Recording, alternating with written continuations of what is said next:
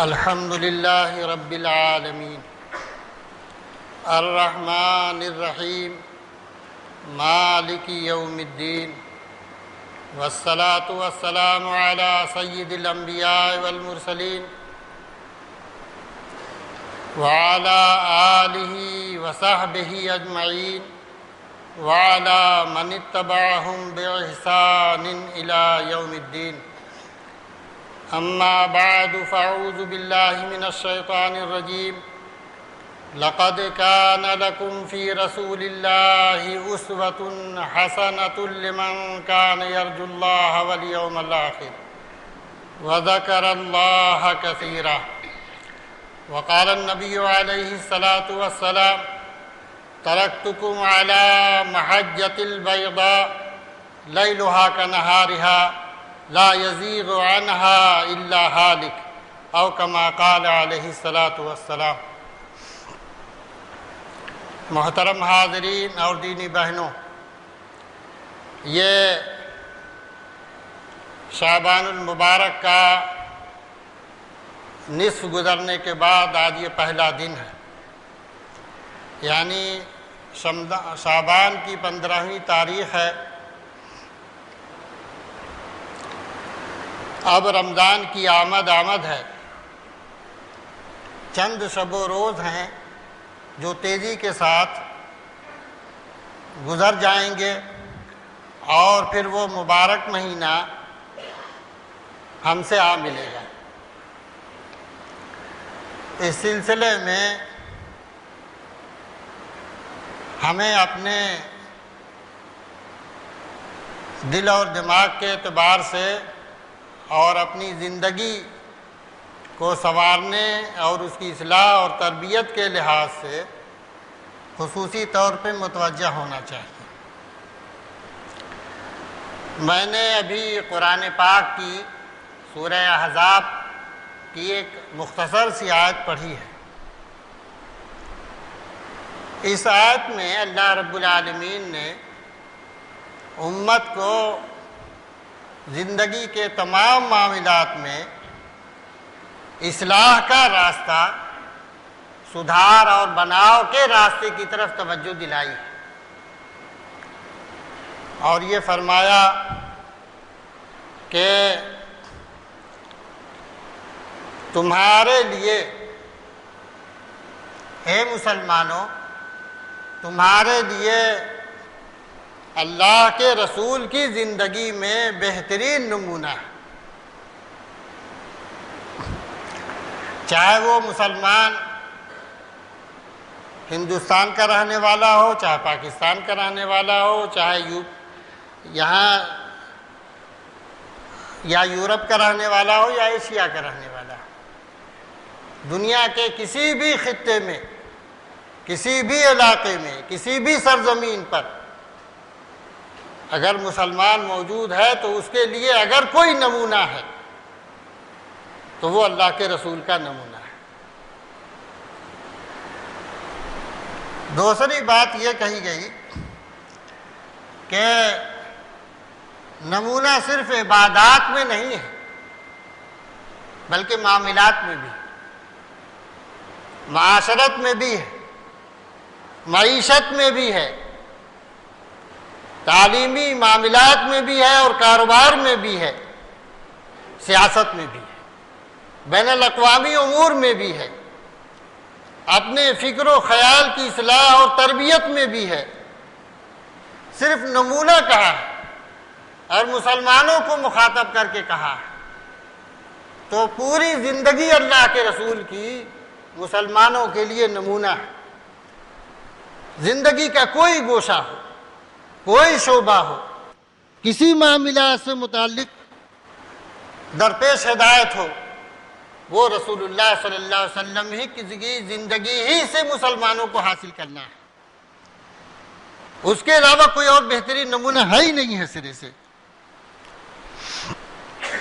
تو ایک بات یہ کہی گئی کہ چاہے تمہاری زندگی کا کوئی معاملہ ہو، کسی مرحلے میں تم ہو، کسی بھی سرزمین پہ بستے ہو، عمر کے کسی بھی حصے میں ہو،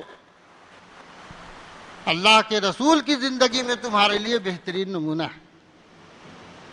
اگر اللہ کے رسول کو نمونہ کوئی مسلمان نہیں بناتا تو اپنے ایمان کی مخالفت کرتا ہے۔ اور پھر یہ بھی ہے کہ بہترین نمونہ ہے۔ نمونے بہت سارے ہو سکتے ہیں، ایک تو ناقص نمونے بھی ہو سکتے ہیں، جیسے بہت سارے رہبر اور رہنما میدان میں زندگی کے آتے ہیں، ان کی زندگی کا ایک پہلو روشن ہوتا ہے، دوسرا پہلو تاریک ہوتا ہے۔ ایک میں بہت ساری خوبیاں نظر آتی ہیں زندگی کے کسی حصے میں، بعض دوسرے حصوں میں بڑی ساری خامیاں نظر آتی ہیں۔ کوئی کسی میدان کا آدمی ہوتا ہے، دوسرے میدان میں وہ فیلئر ہوتا ہے۔ تو اس لحاظ سے صرف اللہ کا رسول ہی ایک ایسی ذات ہے جو صحیح معنوں میں نمونہ بن سکتی ہے۔ کیوں؟ دنیا میں کوئی اور کیوں نہیں نمونہ بن سکتا؟ اللہ کے رسول ہی کی ذات کیوں نمونہ ہے؟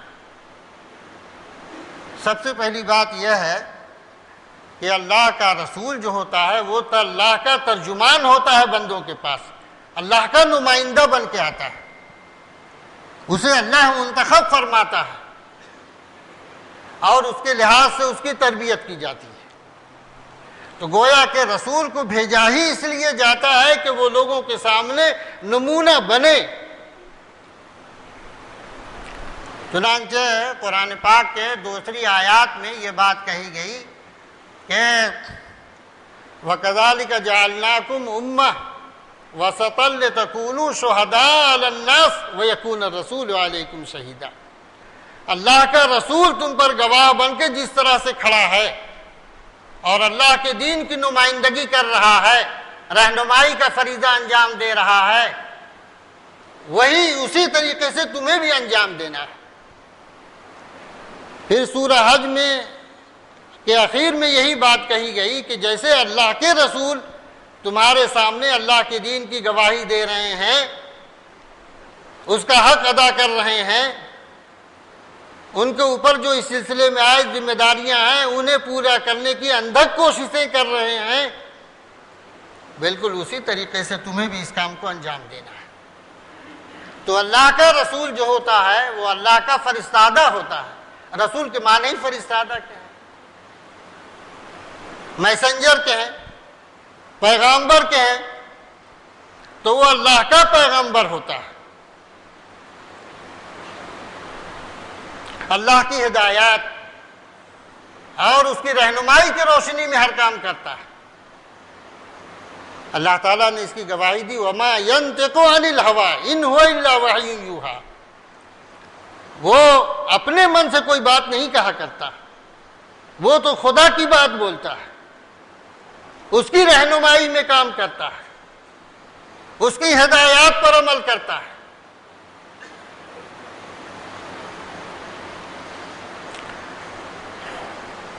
دوسری وجہ رسول کے ہی نمونہ ہونے کی یہ ہے کہ جسے خدا کی نگرانی حاصل ہوتی ہے۔ اللہ کا رسول جو ہوتا ہے اسے خدا کی نگرانی حاصل ہوتی ہے، اس کی پوری زندگی کو اللہ رب العالمین اپنی نگرانی میں رکھتا ہے۔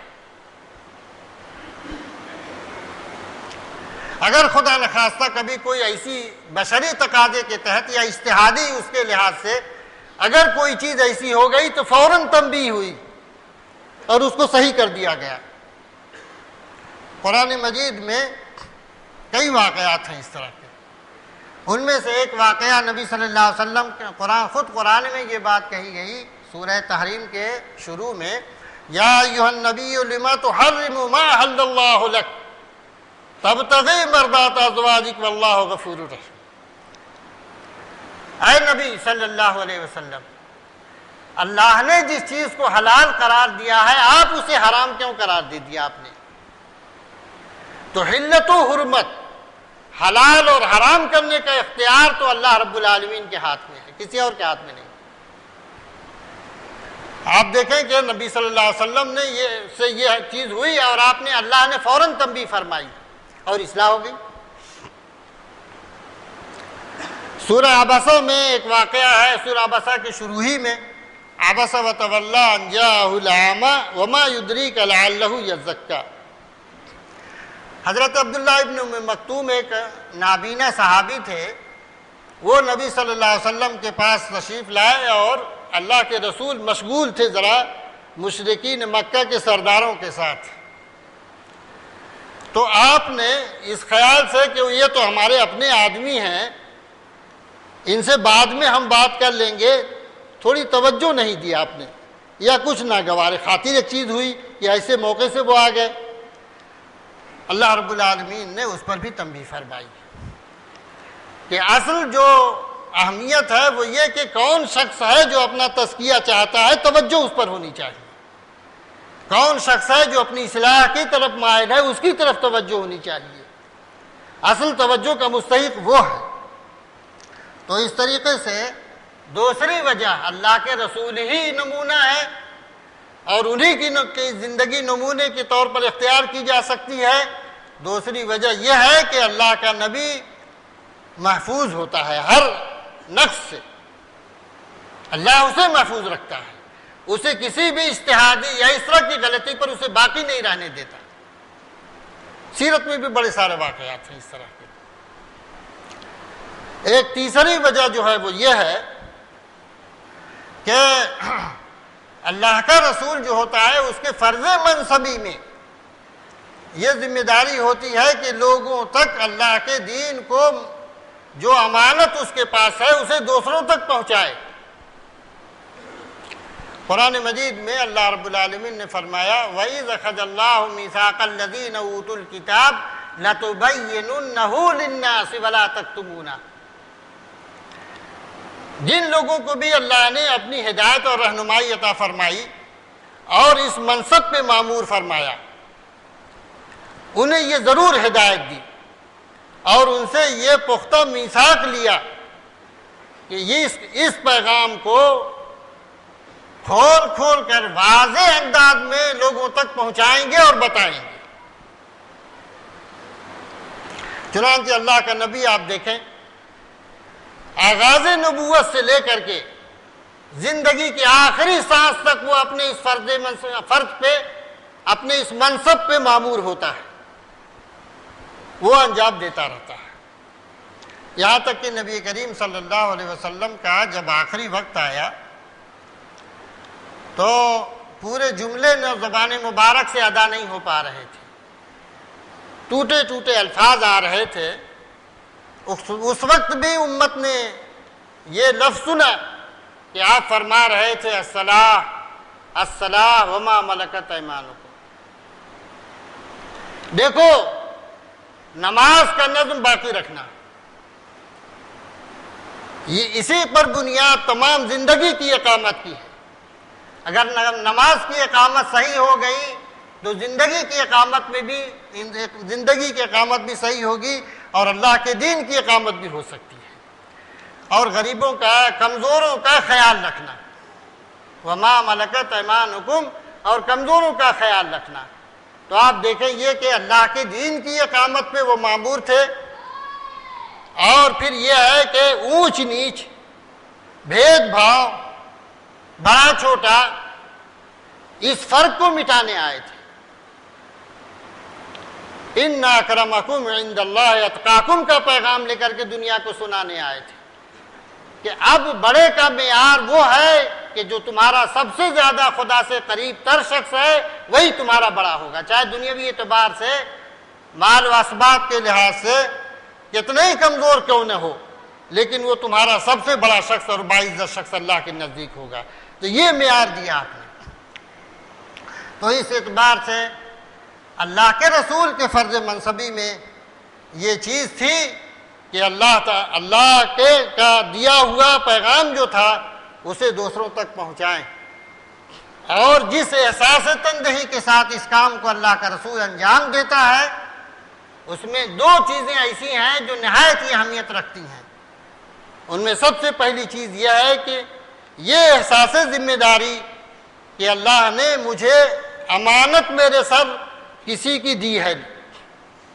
چنانچہ قرآن مجید میں بعض انبیاء علیہم السلام کی طرف سے ان کی اپنی دعوت کا جو ذکر کیا گیا ہے، وہ کہا گیا ان کی طرف سے کہ انی لکم ناصح امین، میں تمہارا خیر خواہ ہوں، تمہاری بھلائی چاہتا ہوں اور تمہیں صحیح راہ پہ لانا چاہتا ہوں۔ میرے پیش نظر اس دنیا اور اس کے بعد آنے والی زندگی کی کہ میں تمہارے لیے خیر ہے۔ ایک پہلو تو یہ تھا کہ وہ خیر لے کر کے آتا ہے، بھلائی لے کر کے آتا ہے۔ اگر وہ کسی خدا نخواستہ اپنے فرض کے ادا کرنے میں کوتاہی اس سے سرزد ہو جائے، اگر بھول چوک ہو جائے، اگر وہ اپنا کام صحیح انداز سے نہ انجام دے سکے تو ملت تباہ ہو جائے گی اور تباہی و بربادی کے دہانے پہ پہنچ جائے گی، اس لیے کہ اس تک خیر نہیں پہنچے گا۔ خیر کا پہنچانا اس کے ذمے ہے۔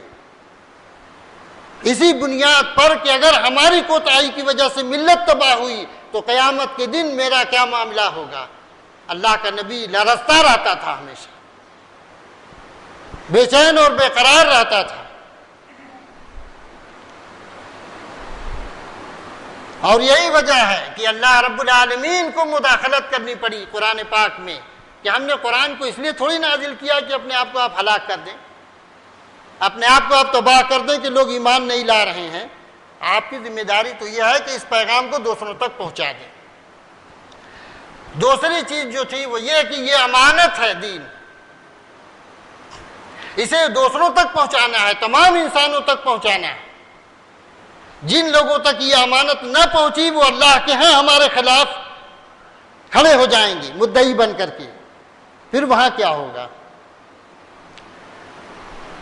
تو یہ تین پہلو ایسے ہوتے ہیں جن کی بنیاد پر یہ کہا جا سکتا ہے، اور یہ ہے حقیقت میں یہ قرآن کا دعویٰ جو ہے کہ صرف رسول ہی کی زندگی تمہارے لیے نمونہ ہے، اس کے علاوہ اور کوئی زندگی نمونہ نہیں بن سکتی۔ میرے بھائیوں اور بہنوں،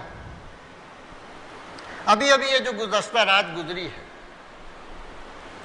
اللہ کے رسول نے ایک نمونہ چھوڑا ہے۔ سچائی کے ساتھ ہم میں سے ہر شخص اپنے سینے پہ ہاتھ رکھ کے غور کرے کہ اس رات میں یا زندگی کے اپنے دوسرے معاملات میں ہم کس حد تک سیدنا جناب محمد الرسول اللہ صلی اللہ علیہ وسلم کی اتباع کرتے ہیں، آپ کے نمونے کو اپناتے ہیں۔ آپ کے علم میں بہت ساری خبریں آئی ہوں گی رات کی، گزشتہ رات کی، کہ مسلم نوجوانوں نے کیا کچھ کیا ہے اس شہر دہلی میں اور دوسرے شہروں میں۔ اسلام ہی کی نہیں، ملکی قانون کی خلاف ورزیاں ہوئی ہیں۔ بس شکر کیجئے کہ کوئی حادثہ ایسا پیش نہیں آیا ہے۔ ایک ایسی ملت جو ایسے منصب پہ مامور ہو جو نبی کا منصب ہے،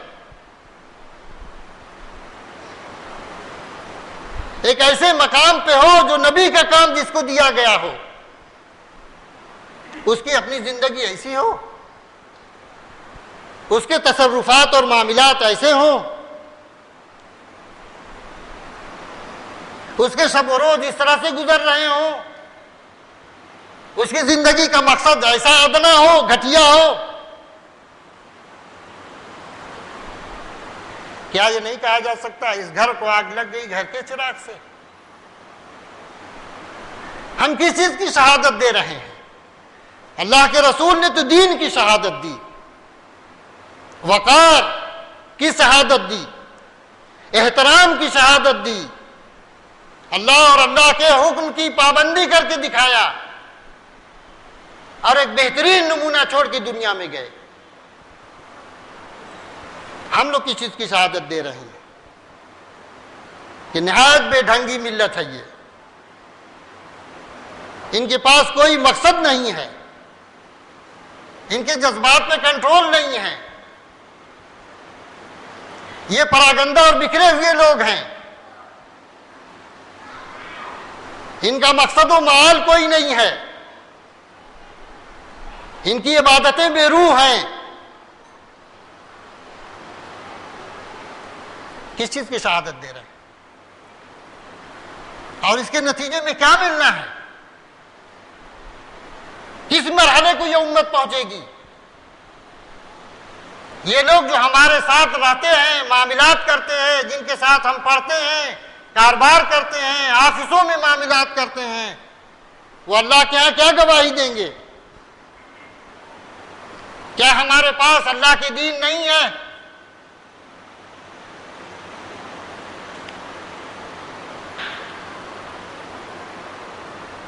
بھائیوں اور بہنوں، ٹھنڈے دل سے سوچئے، وقت زیادہ نہیں ہے، پتہ نہیں کب کس کا پتا کٹ جائے، کل اگلے لمحہ کس کا خاتمہ ہو جائے۔ ہم اتنے بڑے منصب پہ مامور ہیں جس پر نبی مامور ہوا کرتا ہے، ہم ملت کے خیر خواہ ہیں، کیا خیر خواہی ان کے ساتھ کر رہے ہیں؟ سب سے بڑا بہترین پیغام اور میسج ہمارے پاس ہے، ان سے ہم نے محروم رکھا ہے، کیا یہ خیر خواہی ہے؟ ان کی امانت ہمارے پاس ہے، ہم اسے سینوں سے لگا رہے ہیں اور چوم رہے ہیں، ان تک پہنچا نہیں رہے، کیا یہ امانت ہے؟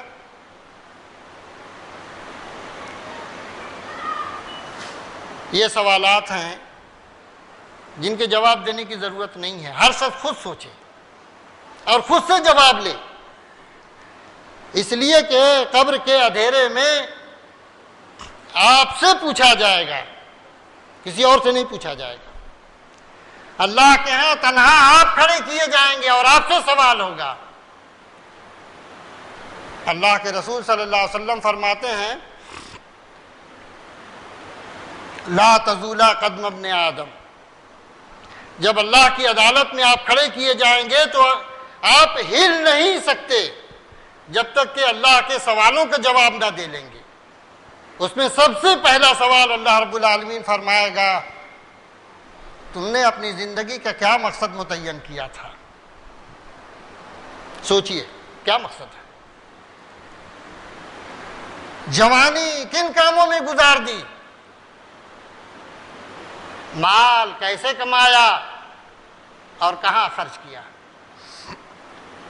جس خدا نے تمہیں یہ سب کچھ دیا تھا، زندگی دی، جوانی دیا، مال و دولت دیا، اتنے سارے اسباب و وسائل دیے، کیا کبھی یہ بھی فکر ہوئی کہ وہ تم سے کیا چاہتا ہے؟ اسے کہاں تک جانا اور اس پر عمل کہاں تک کیا؟ حضرات، یہ زندگی کا پیپر ہے اور یہ ہزاروں سال پہلے آؤٹ ہو چکا ہے۔ اب اس کے بعد بھی اگر کوئی فیل ہو جائے اس میں تو اس سے بڑا بد نصیب بھی کوئی ہوگا؟ سوچئے۔ اور ایک دوسری حدیث نبی صلی اللہ علیہ وسلم فرماتے ہیں، اغتنم خمسن قبل خمسن، اگر تمہارے سامنے کچھ کام سامنے آ گیا، تمہاری ذمہ داری سامنے آ گئی، تو اسے ادا کرنے کے لیے 5 چیزوں کے آنے سے پہلے 5 چیزوں کو غنیمت سمجھو۔ زندگی کو غنیمت سمجھو موت کے آ جانے سے پہلے، جوانی کو غنیمت سمجھو بڑھاپے کے آنے سے پہلے، مال و دولت کو غنیمت سمجھو فقر و فاقہ کے آنے سے پہلے، اور مشغولیت کے آنے سے پہلے فرصت کے اوقات کو غنیمت سمجھو، اور اگر اللہ نے صحت و عافیت دی ہے اسے غنیمت سمجھو قبل اس کے کہ یہ نعمتیں تم سے چھن جائیں۔ اللہ سے دعا کیجئے کہ اللہ تعالیٰ نے جس مقام پہ ہمیں یہ رکھا ہے یہ بڑا نازک مقام ہے، اور اپنے مقام کا احساس کیجئے۔ ہماری کوتاہیوں کی وجہ سے یا ہماری بدعمالیوں کی وجہ سے، ہماری ناجائز تصرفات کی وجہ سے کتنا بڑا اس انسانیت کا نقصان ہو رہا ہے۔ غلط شہادت جا رہی ہے، غلط پیغام جا رہا ہے، اور ہمارا تعارف غلط ہو رہا ہے۔ ہم کر یہ رہے ہیں اور چاہتے ہیں کہ نتیجہ اچھا سے اچھا ہو، یہ کیسے ہو سکتا ہے؟ ترجو النجات ولم تسلک مسالکھا ان السفینۃ لا تجری علی الیبس، نجات چاہتے ہو اور نجات کے راستے پہ چلتے نہیں، پھر نجات کیسے ملے گی؟ کیا کشتیاں خشکیوں میں چلیں گی؟ ایسا نہیں ہوا ہے، نہ ہوگا۔ تو اس لیے امت کو اپنے اوپر غور کرنا چاہیے، سوچنا چاہیے، اور جو کچھ مہلت عمل ہے ابھی دراز اس سے فائدہ اٹھانا چاہیے۔ اگر کچھ چیزیں ایسی ہوئی ہیں اس کے لیے استغفار کرنا چاہیے جو نبی صلی اللہ علیہ وسلم کے سنت کے خلاف ہوئی ہیں، استغفار کرنا چاہیے، اللہ تعالیٰ سے معافی مانگنی چاہیے، اپنے رویے میں تبدیلی لانی چاہیے۔ دعا کیجیے اپنے مردوں کے لیے کہ اللہ تعالیٰ ان کی مغفرت فرمائے، مسلمانوں کے ساتھ رحم و کرم کا معاملہ فرمائے اور انہیں راہ ہدایت پر آنے کی توفیق عنایت فرمائے۔ جو لوگ پریشان حال ہیں ان کی پریشانیوں کو دور فرمائے، جو مصیبتوں میں ہیں اللہ تعالیٰ ان کی مصیبت کو دور فرمائے، جو لوگ آزمائشوں میں اس وقت پڑے ہوئے ہیں اللہ تعالیٰ ان کی مدد فرمائے اور ان کی صحیح رہنمائی فرمائے۔ ھذا وصلی اللہ وسلم علی نبینا محمد وعلی آلہ وصحبہ اجمعین، وآخر دعوانا ان الحمد للہ رب العالمین۔